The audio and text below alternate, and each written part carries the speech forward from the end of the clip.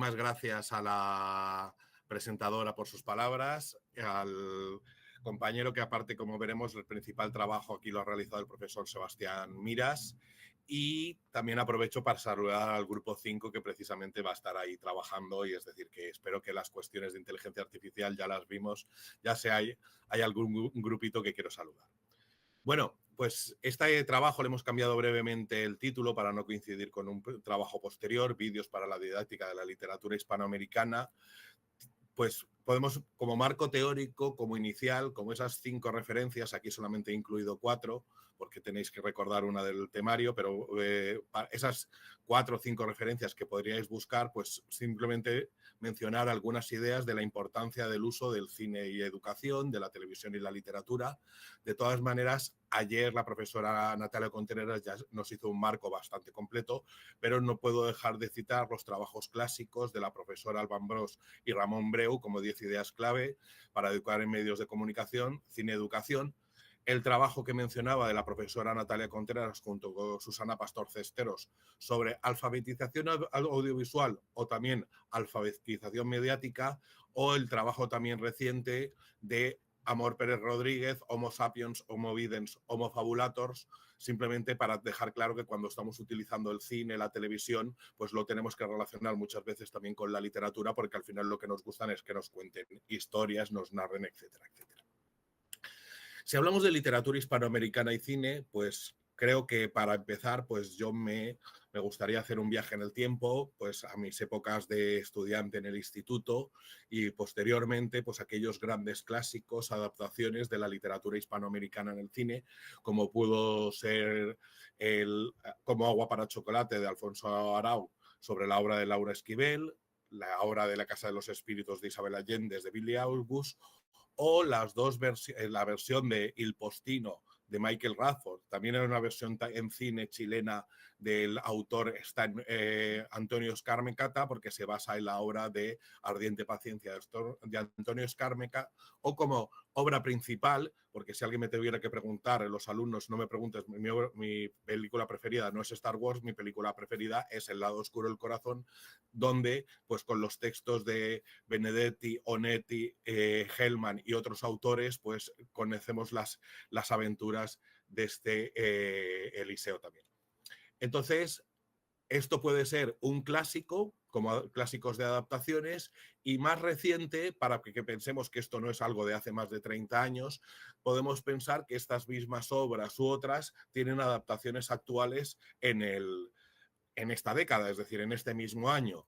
Hablaba antes del Postino, pues hace 3 años salió en Ardiente Paciencia, también de Rodrigo Sepúlveda, en Netflix, adaptándolo también, bueno, adaptando la del Postino transcurre en Italia, aunque la original y esta sí que transcurren en la etapa original de Chile de los últimos años de Pablo Neruda. Otra versión que no he tenido, las otras 3 sí que las he visto, pero como Agua para Chocolate no he tenido la oportunidad de verla, la tengo anotada en HBO para verla, y estas 2 últimas porque aparte han levantado distintas polémicas sobre las posibilidades y los límites de la adaptación audiovisual de los grandes clásicos de la literatura, como puede ser la de 100 años de soledad, o el cómic de Oesterheld y distintos ilustradores, como puede ser El Eternauta, para ver que simplemente pues seguimos adaptando literatura, cine, etcétera, y también cómic.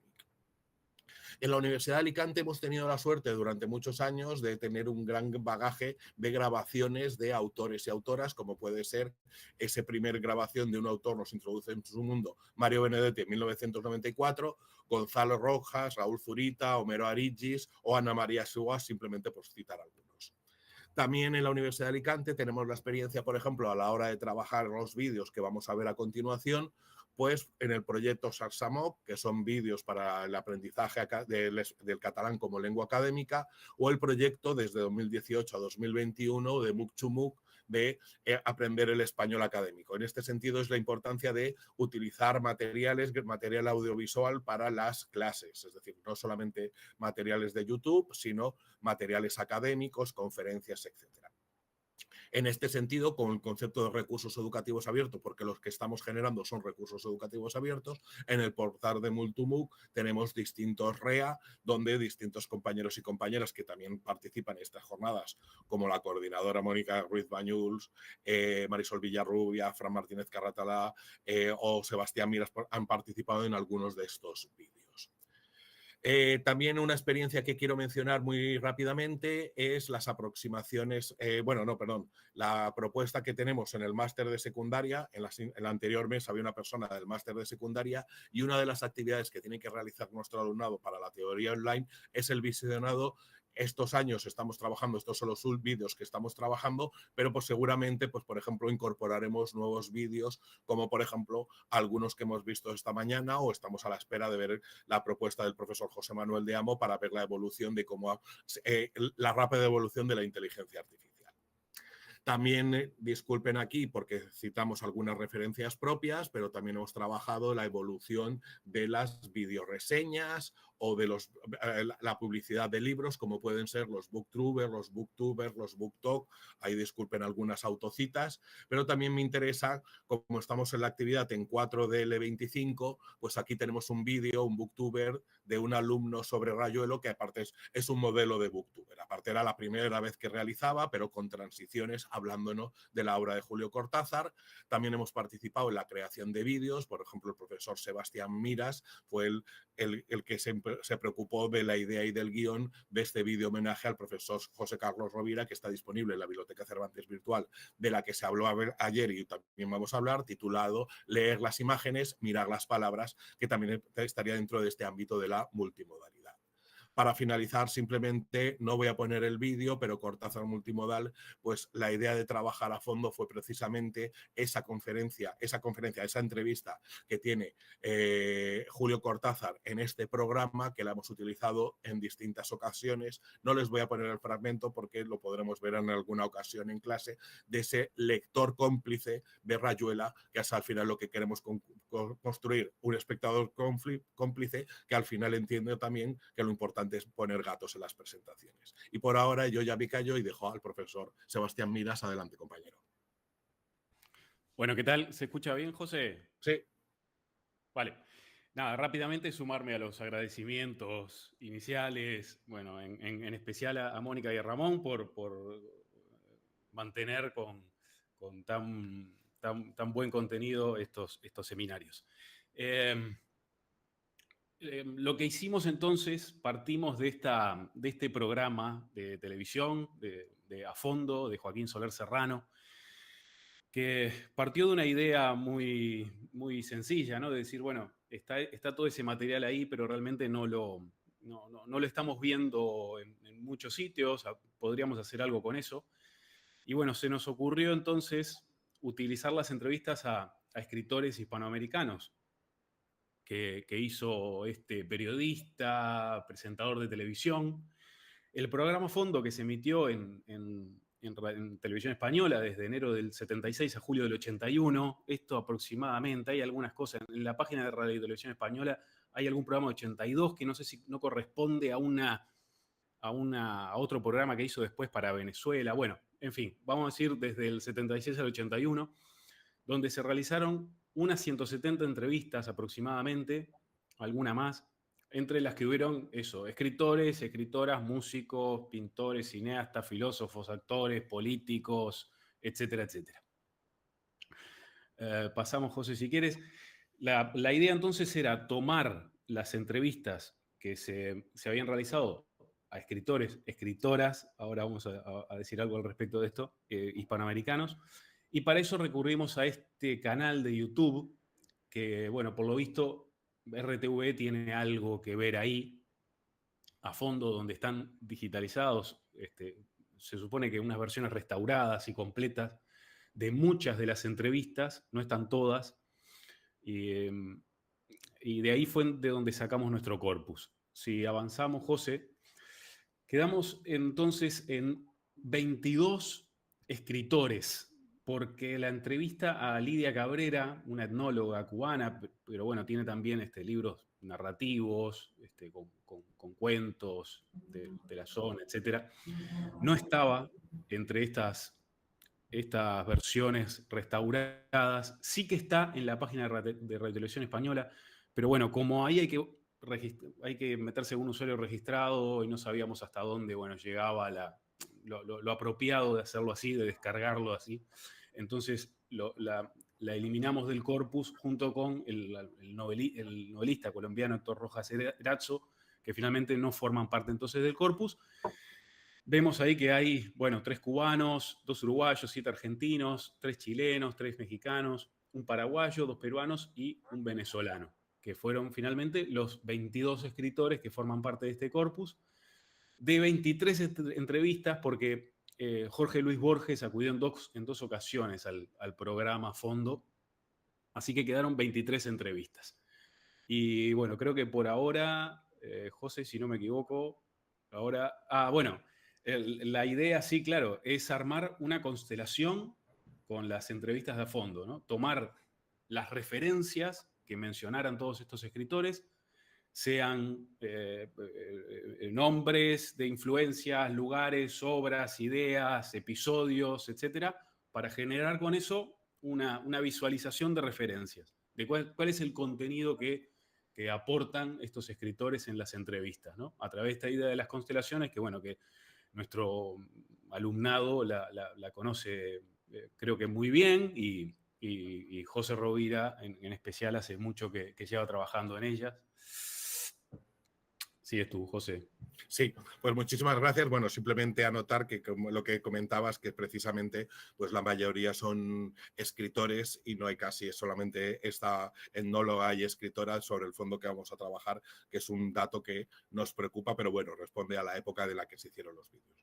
Entonces, como mencionábamos antes, este es el fondo que hemos trabajado, es decir, este fondo de los autores de a fondo, del canal de YouTube, que esos vídeos que hemos podido trabajar, pero antes de continuar con ese análisis, con esas constelaciones, yo muy brevemente quiero presentar la biblioteca de la Cervantes Virtual, porque todos estos contenidos, todos estos materiales están en abierto, disponibles, a la espera que cualquier maestro, maestra, profesor de secundaria o cualquier profesor universitario los pueda aprovechar y trabajar en su clase.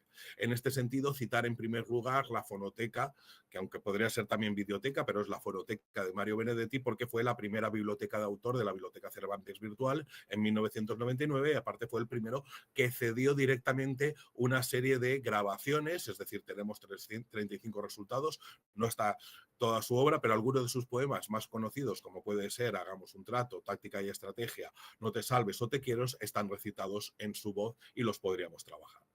Tenemos un canal de YouTube interminable, es decir, aunque la biblioteca es del 99, 10 años después se generó el canal de YouTube como principal, como espacio omnipresente de reproducción de vídeos. Puede haber otros canales, pero este es el principal, vinculado siempre a Google. Si vemos, podemos poner los datos, que tiene 39.000 suscriptores, que es cierto que no son muchísimos, pero es un número muy importante para la literatura en español, pero sobre todo el dato que tiene más de 5.000 vídeos.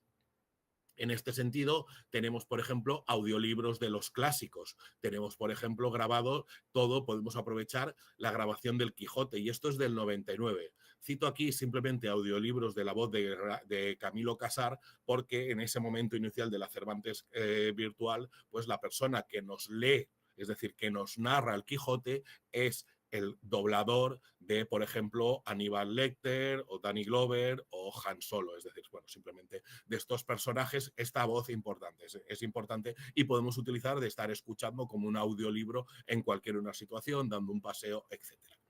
Tenemos una selección importantísima de vídeos de Hispanoamérica, por ejemplo, podríamos centrar simplemente Mario Benedetti y la Biblioteca Cervantes, es decir, que tienen estas colecciones, entrevistas sobre la biblioteca de autor, el propio Mario Benedetti, o presentaciones de obras que realizó en la Universidad de Alicante, o estos canales específicos de editores y editoriales, por ejemplo, con 134 vídeos y 51 vídeos. En algunas de las comunicaciones que hemos visto antes, pues hemos visto muy interesante cómo se hacía vídeos o se presentaban las distintas editoriales de literatura infantil. Un objetivo que podemos hacer para el futuro es hacer vídeos específicos de literatura infantil y pedirlos para la Cervantes Virtual o para el Centro Benedetti.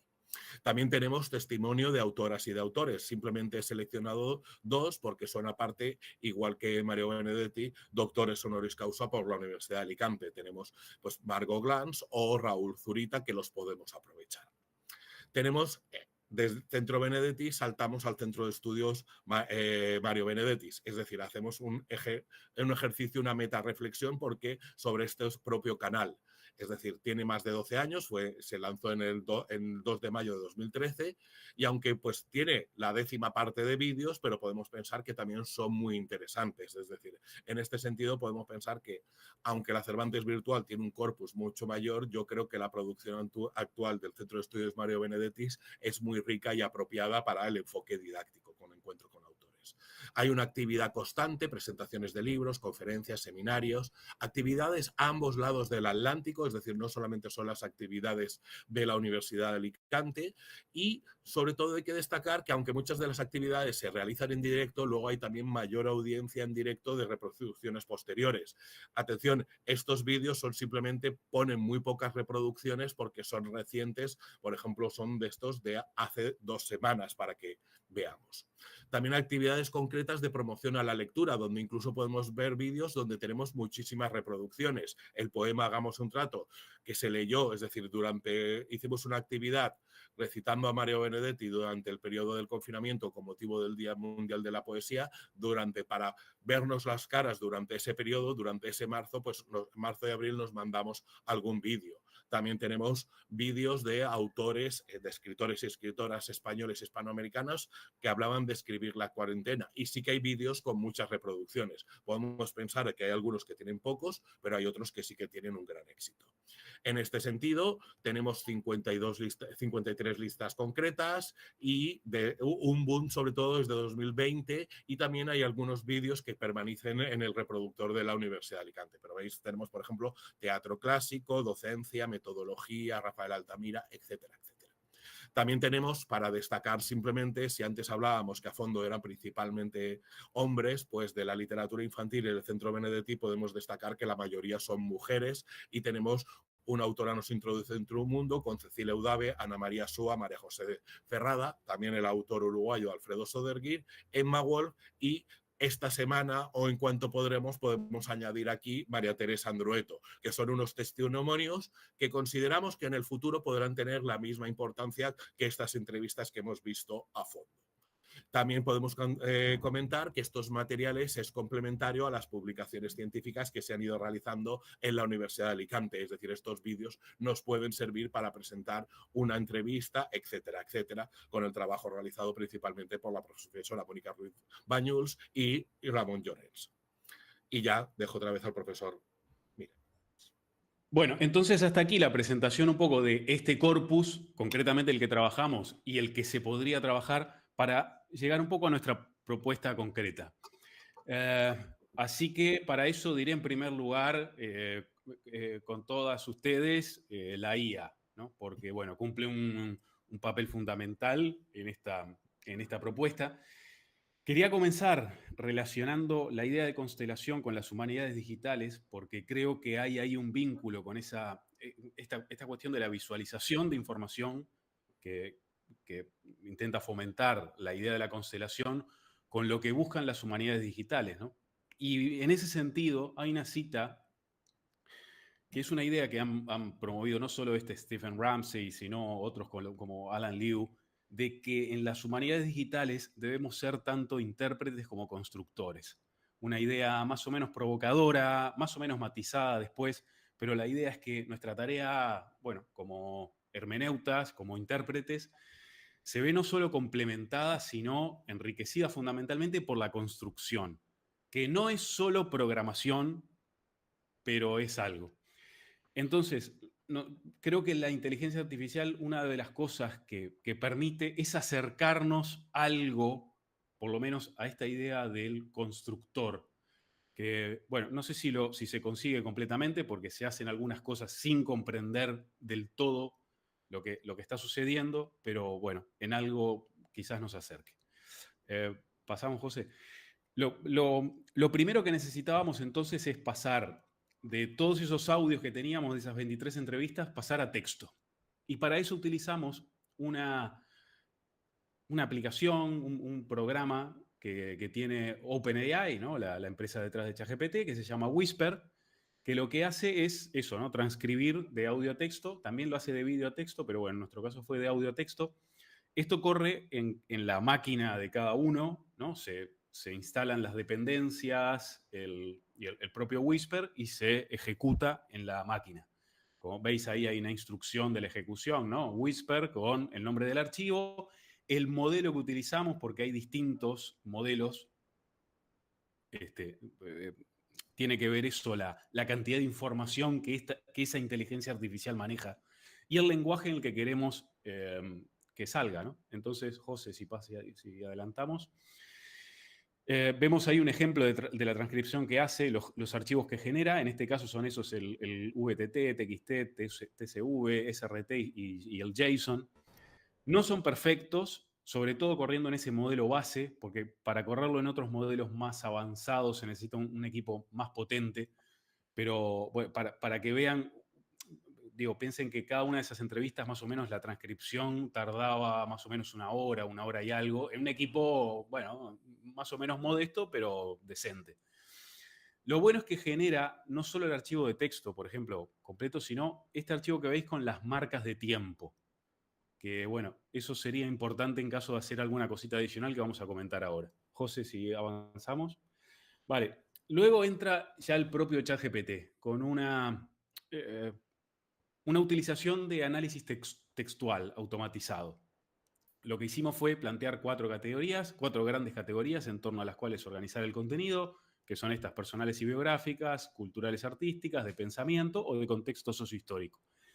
Y ese análisis automatizado, lo que hizo ChatGPT es crear para cada uno de ellos distintos CSV, que es, bueno, una especie de Excel, ¿no? Que contenía estas 4 columnas, que eran la referencia, la propia referencia, a qué categoría pertenece, y el contexto en el que se mencionaba, se hablaba de esa referencia. ¿Vale? Entonces, bueno, creaba estos archivos que veis ahí, ¿no? La última es esa más extensa, es el contexto en el que se habla de esa referencia. Y se generaron en total 2100 referencias. Claro, esto hacerlo a mano es un poco, bueno, es una tarea demasiado ardua, ¿no? Quizás sí una limpieza necesaria, como vamos a ver después, se tendría que hacer, pero bueno, se consiguen muchas referencias.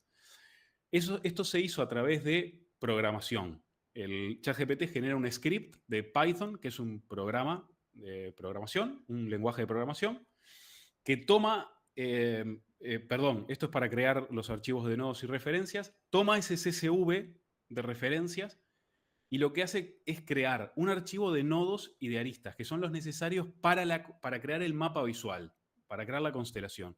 Entonces, nada, simplemente se ejecutaba ese script para cada una de las referencias.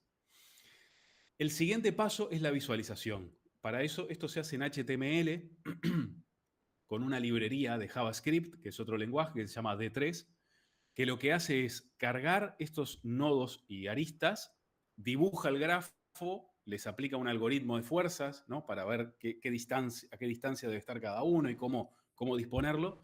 Y también controla lo que es la interactividad, o sea, poder manejar los nodos, buscar en ellos, seleccionarlos, bueno, en fin. Todo este material, estos archivos de nodos, aristas y el HTML se vuelca en una página que se llama GitHub, que lo que permite guardar código, es muy utilizada incluso por estas empresas, como vemos OpenAI tiene subido en GitHub su programa Whisper. Permite guardar códigos, datos, etc. Pero también páginas web, porque lo que se guarda como HTML con GitHub Pages se puede poner como si fuera una página web disponible para todo el mundo. Entonces ahí vemos cómo está cada carpeta de cada entrevistado con estos archivos, ¿vale? Bueno, seguimos. Esa es un poco la galería inicial, cómo quedó. Ahora lo veremos un poquito más. Y el HTML inicial también, ¿no? Con cada que llama a estos iconos de cada entrevistador, maneja las etiquetas, vemos ahí los países y la fecha de emisión de la entrevista, etcétera, etcétera. Y cuando se pincha nos lleva a la constelación. José, seguimos. Vale, ese es el HTML de una constelación en concreto. Esa es como se ve. Ahora lo vamos a ver un poquito en funcionamiento. Y José, si avanzamos. Vale, y lo último que nos planteamos fue hacer una constelación global que se fijara en los vínculos que había entre las 2100 referencias, ¿no? Y uniera, ¿no? Es decir, qué escritores o qué referencia es utilizada por más de un escritor y que esa referencia figurara en esta nueva constelación, donde tenemos, ahora lo vamos a ver, distintos nombres de lo mismo, personajes, lugares, eventos, etcétera, etcétera, que fueron mencionados por más de uno de estos entrevistados.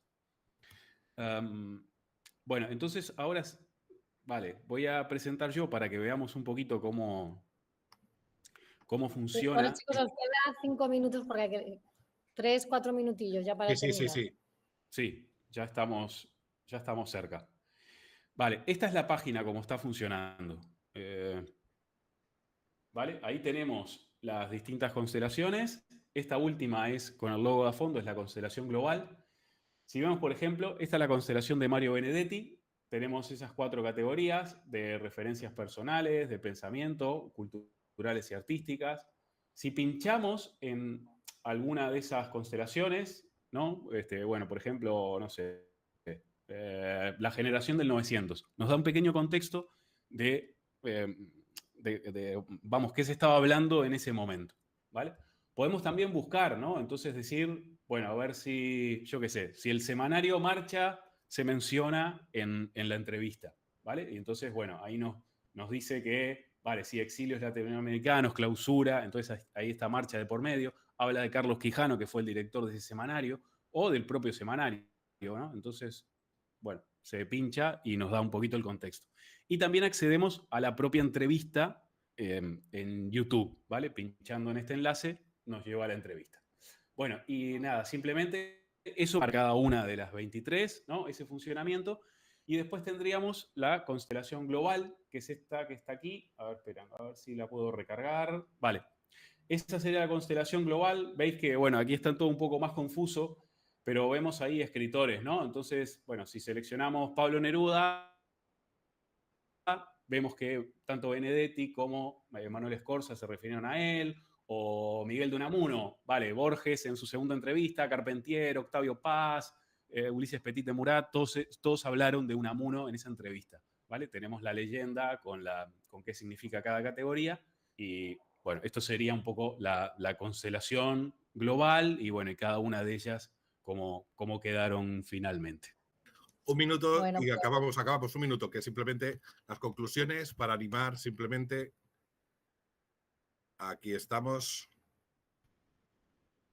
Lo digo yo, Sebastián, si te parece, próximas mejoras planteadas, limpiar las referencias, ampliar las posibilidades del contexto, incorporar enlaces para ampliar la información de las referencias. Todo este trabajo está pendiente y simplemente como conclusiones, pero es un trabajo que vamos a seguir trabajando a lo largo de varios años seguramente, es recuperar la importancia de esta colección de vídeos que se podría utilizar en cualquier clase de literatura hispanoamericana contemporánea. Se experimenta directamente con inteligencia artificial generativa. Como se han presentado también la biblioteca virtual Miguel de Cervantes y el Centro de Estudios Mario Benedetti, pues la idea es, como dice al final, es decir, para que lo veáis simplemente, a ver si se ve, que pues este mismo trabajo o proponer actividades concretas con los vídeos, las transcripciones, las constelaciones, se publicarán algunos como recursos educativos abiertos, ya tenemos una parte, pero animar al alumnado a futuras investigaciones y también, como antes teníamos la mesa de jóvenes investigadores, que se pueden realizar tanto TFG como TFMs para personas que quieren trabajar la literatura hispanoamericana y el uso de la inteligencia artificial. Y con esto, muchas gracias. Ahí tienen nuestros perfiles de Blue Sky. Y nos hemos pasado solamente 3 minutos porque hemos empezado y 32. Muchas gracias, compañeros y compañeras. Muchas gracias a la clase por escuchar y estar ahí en silencio.